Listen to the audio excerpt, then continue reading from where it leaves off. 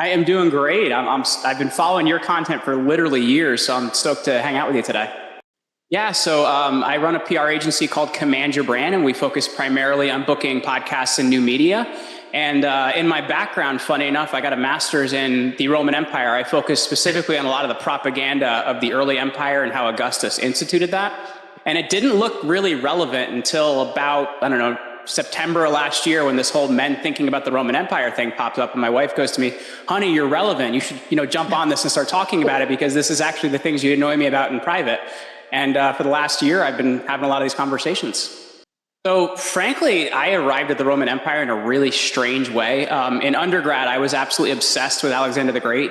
I find him historically to be a very, very interesting person, because he kind of is he's teetering on the being maniacal versus being a really good guy. He kind of teeters in the middle there, and he goes way off in the other direction.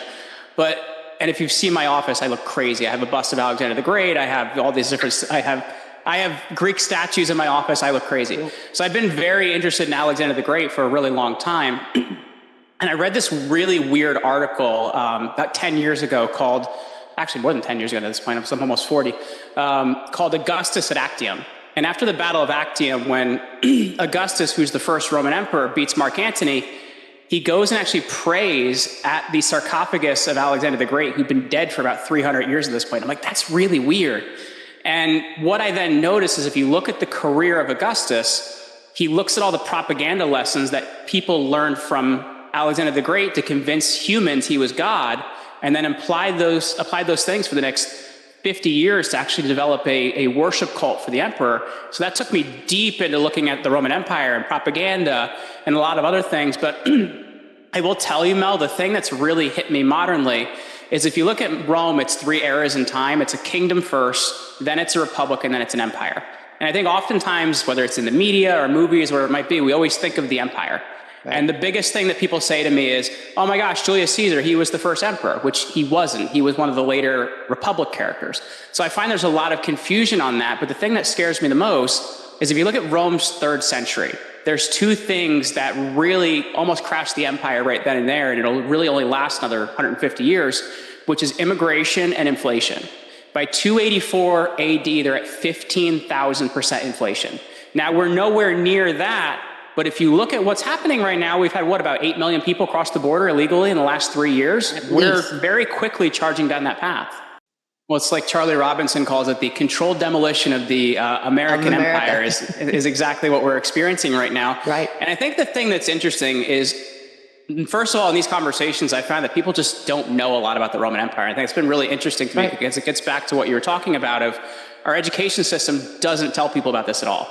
And if you look at Rome, it actually had a pretty substantial welfare system towards the end of the Republic and all the way through the empire. Every citizen in Rome was actually allowed to have a certain amount of grain. So people were being fed on a daily basis. And this goes along with what's called the Roman climate optimum. So about 200 BC to around 400 AD, there's this really good temperate period where they're able to grow a lot of grain. And most of their grain would have come from Egypt, because it's the breadbasket of that area. They start to have some climate change toward the end of the 3rd century. And what starts happening is, you have grain prices doubling, tripling, quadrupling, and you have all these people to feed. So you have, that is kind of one part of it. Another part of it is, in the 3rd century, the son of Marcus Aurelius is this guy named Commodus. And Commodus absolutely bankrupts the empire. He's one of only 2 emperors to actually be drugged through the streets of Rome and then have his body thrown into the Tiber. They hated him that much. Wow. And then what ends up happening after him is, you have what's called the barrack emperors. Barracks meaning military barracks. So these emperors would basically be declared emperor by their army, and whoever had the most troops and the most money would be the next emperor. So you have, in that time period, about 47 different guys in less than 100 years claim to be emperor. Wow. And so it's destroying the money, because they're adding other currencies to the money, or other metals. So by the time you get to 270, the silver coin is actually bronze. There's no silver left in it. And that's the problem you have, is you have inflation going wild. But now you add into this as well, and this is, as you can see, there's getting a lot of parallels here. As you get into this as well, towards the end of Marcus Aurelius's rule, they have a pandemic where they lose about 10% of the actual empire, and they need soldiers. So what do? you start bringing in people off the provinces, or you start bringing barbarian tribes to fight in your army. And then what ends up happening as you get into this 3rd century crisis of generals raising an army, declaring themselves emperor, well, they need more troops. So you have them debasing the currency, you have the prices of food skyrocketing, and you have people coming into Rome that actually have no tie to Rome just to fight. And what ends up happening toward the end of the beginning of the 5th century, those people start turning on Rome. And that's when you have the sack of Rome in 410. So it is a very, very interesting world that we're headed into, though I think we're early in it, but I see a lot of parallels. Yeah, it's interesting because it's if you haven't spoken to her, there's this woman, Dr. Olga Ravasi. She's an expert in global affairs, and that's the thing she's been talking about is it kind of seems like it's the West versus everything else. It's kind of the Western forces versus whatever this is that's coming in. Right. It's not just the fall of America, it's actually the fall of the West. And I think it's very interesting to dive into this. And I was trying to find this woman's name while you were saying that as well. There's this congresswoman from New York, Congresswoman Yvette Clarke.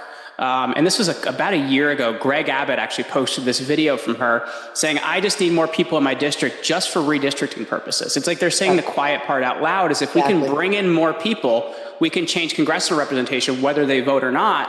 And that's a scary, scary thing to consider. And I think the thing people don't know about Rome, so there's a new Gladiator movie out, which I'm on the fence if I want to see it or not, but the emperor that they have in it is Caracalla. And Caracalla in 212 actually takes 30 million people in the Roman provinces and gives them citizenship overnight. So now but it's citizenship without the vote as opposed to citizenship with the vote. So they're entitled to all these social programs, but the bigger problem is they can be taxed because he's bankrupted the treasury.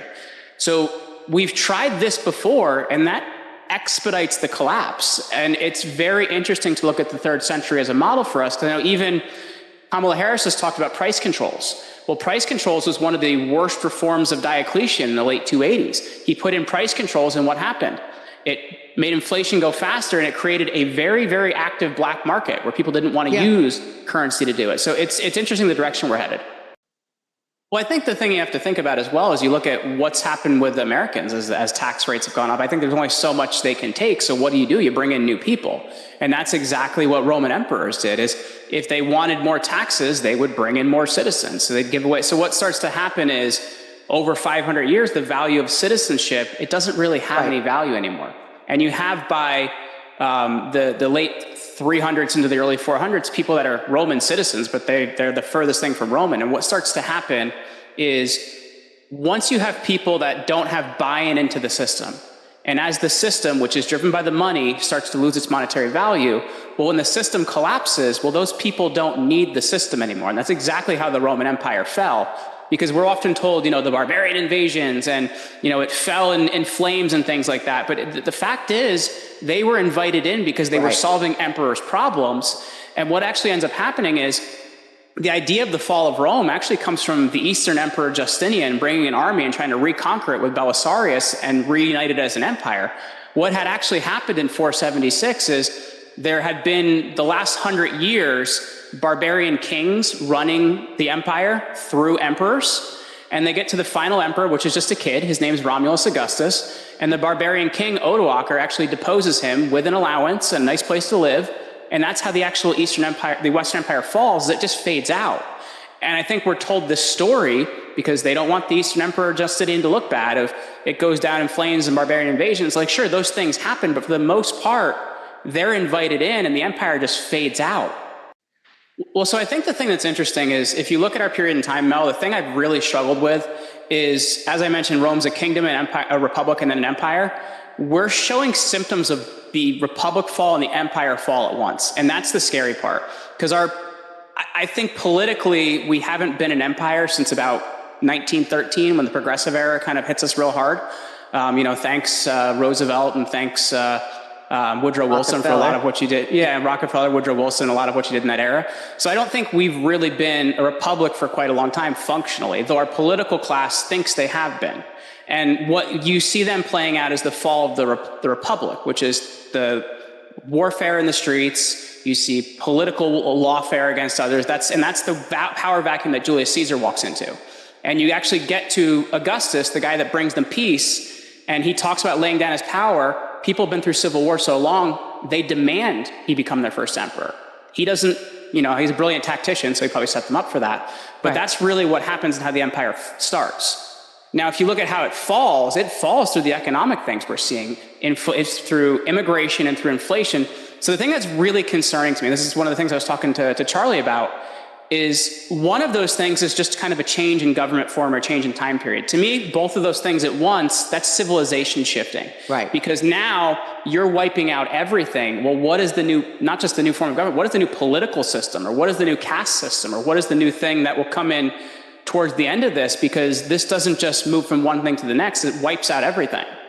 Yeah, and if you want to look at kind of the last 100 years or so of the Roman Republic, so we're talking about like 133 to 31 BC, you have these two brothers that show up in the late 130s called the Gracchi brothers. And there's two kind of political factions. There's the populares, or kind of the populists, and the optimates, which are the rich people or the senators, where they might be.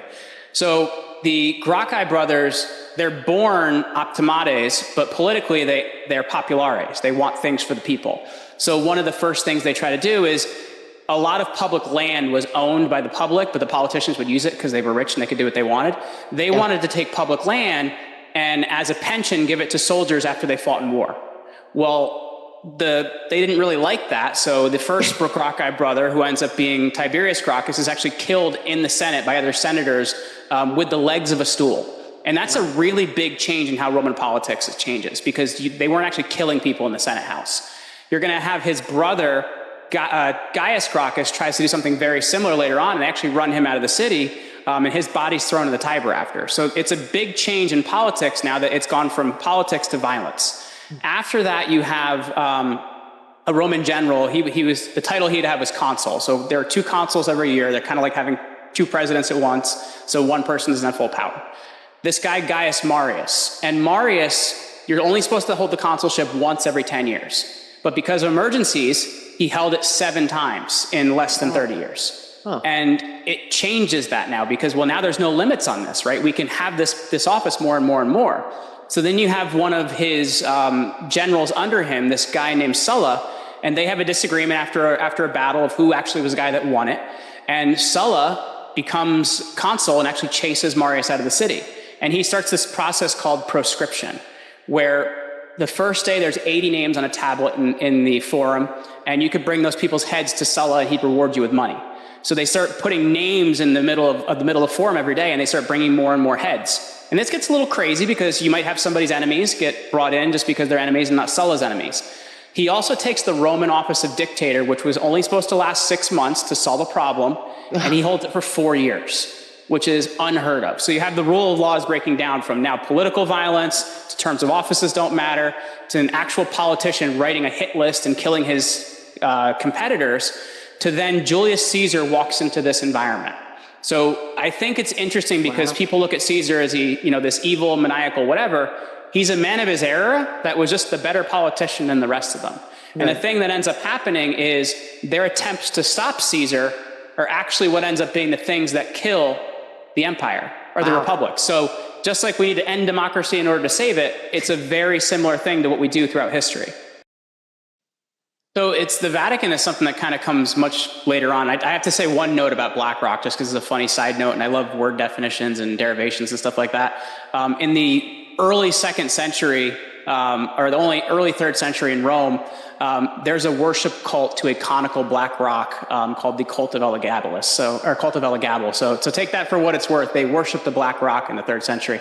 But I guess looking at religion and kind of where we got to, you have to understand that for most of the empire, it's a polytheistic religion empire. You kind of have your pantheon of Roman gods, but they would also bring in gods from other places that they conquered. So you would have like, the sun god of Egypt, or you'd have the god Apollo. You'd have different gods you worshipped. There's not really a strict adherence in the empire until about 250 under this emperor named Decius, because they start to have climate change and they get a little concerned that the gods are angry at them, and what they need to do is get everybody back to proper Roman polytheism and sacrifices annually. So it ends up being, not that doesn't sound familiar as today. They end up really persecuting Christians in this time period, because you basically have to have a piece of paper that shows that piece of papyrus that shows you've sacrificed to the Roman gods, and Christians wouldn't do that. So it starts a really big persecution of Christians. This is around the 250s. Now, around 312, you're going to have Constantine, who's the first Christian emperor. He sees this sign with the chi in the row, the Greek letters, and it says, "Under this sign you will conquer." And he has his soldiers put this sign on their shields, and he wins this battle called Milvian Bridge. So he ends up living his life as a Christian emperor at that point, but it's not a Christian empire. Only about 2% of the empire is Christian at that point in time. Now, 370, under Theodosius, it's actually going to become a Christian empire. But the Vatican isn't really a thing until about the 6th century, so by the time Rome falls. So what you end up seeing is the religious power, because in Rome, the church and state weren't really different. They were the same thing. You're going to see that church and state power transfer more to the Vatican around the 5th or 6th century. I think we're really early in the process of kind of this 3rd century, how things go crazy. We're nowhere near 15,000% inflation. We haven't let 30 million people in yet, I hope. So I think if we start to reverse some of the border policies, if we start to get back to some hard currency, we could be in good shape. Okay. And I think when people talk about Constantine, they often credit him with being the first Christian emperor. But if you look at people that lived during that time period of Constantine, they would have been more grateful to him for his monetary policy. So in 313, in a city called Trier in Germany, Constantine mints less than 100 gold coins. What he'll then do every year is he'll mint a good number of 24 karat gold coins. So by the time he dies, it goes from, in the Eastern Empire, it goes from a totally fiat currency to a gold standard. And it takes 30 years to get there. But then what happens is, this is about the year 330, that gold coin is going to go to about the year 1000 without inflation or without losing its value. So I think that's the real lesson we have to learn here is the Western Empire, because the East and West split in the 280s, right? And they become two different empires. So they would both consider themselves to be Romans. I think the real example of what to do is to handle the currency the way the East did and also handle our borders better. Because if you look at inflation will destroy you fast and immigration will destroy you even faster because it takes that inflation and it speeds it up. So if I look at where we're at in the process, I think we're early on, but we've got to handle our borders and we've got to handle monetary policy. And I think the thing nobody talks about with Constantine is that policy of over time getting to a gold standard. If you did it all at once, you're going to collapse the economy because we've been so far over our skis for so many years. Right. It has to be a gradual thing of starting to get us back onto something hard. Well, I think that the big thing is we're always told that this is the most consequential election of your lifetime. We've been told that for the last 100 years. But I think, Mel, we are at a point where this is the most consequential election of our lifetime. And the reason I say that, Donald Trump, former Democrat, RFK, former Democrat, Tulsi Gabbard, former Democrat, and they're all on the same side. And they're looking at it and they see the political spectrum has gone so far left that it's off of the spectrum at this point. Right. And I think that's what's really interesting is everything shifted so much and this coalition is built behind Trump that it really helps you to understand something has to be done and it has to be done now because it's freedom against fascism or communism, if you want to say that, is kind of the direction we're going. So I think on that level, that's the important part. But I think also if you look at it, Steve Bannon is often saying, that the most important thing for people is agency, agency, agency. And since the progressive era, we've been told experts know more than you, they know better than you, and you don't have human agency. And I think though it was terrible and though it did lead to death and things of that nature, I think the pandemic was actually a big gift because it's shown people, these experts don't know what they claim to know, and you actually have human agency. And I think that's the biggest thing we've had come out of this is we've had people start to realize you have agency. I interviewed a woman the other day. She's doing a lot around homeschool now. And she said, if you'd asked me 3 years ago, I was, doing every vaccine possible for my kids. I was very into whatever the government told me. And, through those 3 years, she's now running a homeschool podcast and making sourdough bread on Instagram. Like the world has changed dramatically in the past 3 years because we've realized we have agency again.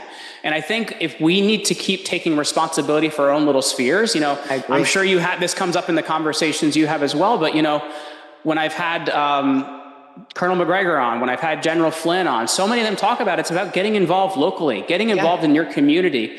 Because when you start to pull out of those things, that is the last place you have agency. And also the place that your agency has the greatest effect. So I think, yes, we need to win in November. That is vital.